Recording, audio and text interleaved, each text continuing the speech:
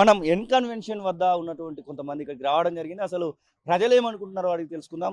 Brother ఎక్కడి నుంచి వచ్చారు? ఇలాంటి ఏదైతే కబ్జాకు గురైనటువంటి వాటిని స్వాధీనం చేసుకోవడాన్ని ఎట్లా చూస్తా ఉన్నారు?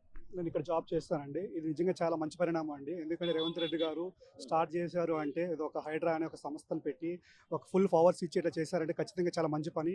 ఇలా ఎవరైతే కబ్జా చేశారో అవన్నీ కొలాప్స్ చేసి ఒక సామాన్య ప్రజలకి వీలే విధంగా అన్ని బాగా చేయాలని ఖచ్చితంగా నేను కోరుకుంటున్నానండి. ఇప్పుడు ఉన్నటువంటి పరిస్థితులలో ఇంకా చాలా కట్టడాలకు సంబంధించినటువంటి వార్తలు వస్తూ ఉన్నాయి. ముఖ్యంగా 111 జీవో పరిధిలో గతంలో ఉన్నటువంటి కేటీఆర్ ఫామ్ హౌస్ ఉందని, ఇట్లనే ఇక్కడ ఉన్నటువంటి 600 చెరువులలో కేవలం 200 మాత్రమే కనబడుతూ ఉన్నాయి, 400 చెరువులు కబ్జా అయ్యాయని, అలాంటి విషయంలో మాట్లాడాలనుకుంటున్నాను.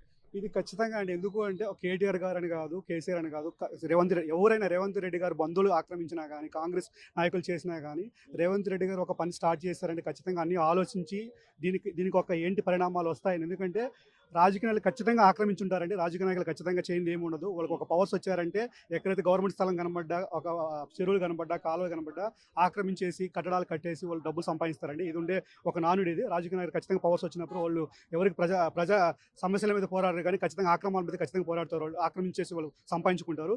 కాబట్టి రేవంత్ రెడ్డి గారు ఒక పని స్టార్ట్ చేశారంటే ఒక నాయకులతో డిస్కస్ చేసి దీని మీద ఏ పరిణామాలు ఉంటాయి, ఎవరెవరు అపోజ్ చేస్తారు, ఒక సొంత పార్టీలో కూడా అపోజ్ చేస్తారండి.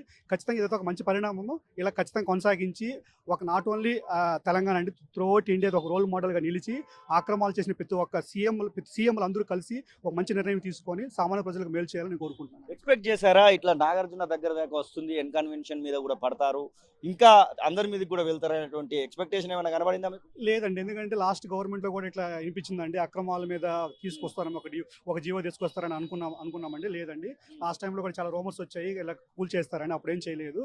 ఖచ్చితంగా రేవంత్ రెడ్డి గారు పనిచేసే సీఎం కాబట్టి, ఒక మాస్ లీడర్ కాబట్టి, అతనికి ఎటువంటి అక్రమాలు ఎవరు కరప్షన్ చేసిన పీపుల్ తనకి ఇష్టం ఉండదు కాబట్టి ఖచ్చితంగా ఒక మంచి చేయాలని ప్రజలకు మంచి చేయాలని ఆలోచన సీఎం కాబట్టి ఇట్లా మంచి డెసిషన్ తీసుకొని ఒక డెసిషన్ తీసుకొని స్టార్ట్ చేశారండి. పొంగులేటి శ్రీనివాసరెడ్డి చెప్తా ఉన్నాడు, నా భూమి ఉన్నా కానీ ఆక్రమణలో ఖచ్చితంగా నా ఇల్లు కూడా కూల్చండి అనేటువంటి మాట చెప్తా ఉన్నారు. ఈ మాటలను ఎట్లా చూడొచ్చు అంటారు? అధికారంలో ఉన్నాడు, మంత్రిగా కొనసాగుతూ ఉన్నాడుగా.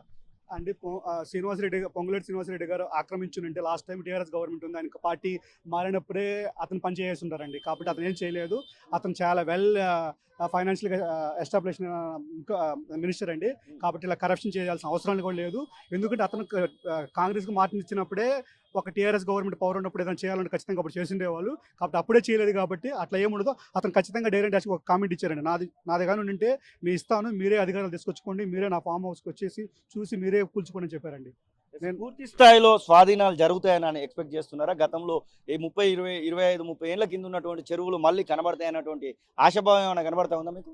అంటే ఒక సీఎం గారు చేయాలని ఆలోచిస్తే ఏ పనైనా ఖచ్చితంగా జరుగుతుంది. ఎందుకంటే ముందు స్టార్ట్ చేయాలి, ఒక ప్రాసెస్ స్టార్ట్ చేస్తే దాని మీద ఉన్న రుసుగులు ఏంటి మొత్తం A to Z వస్తాయండి.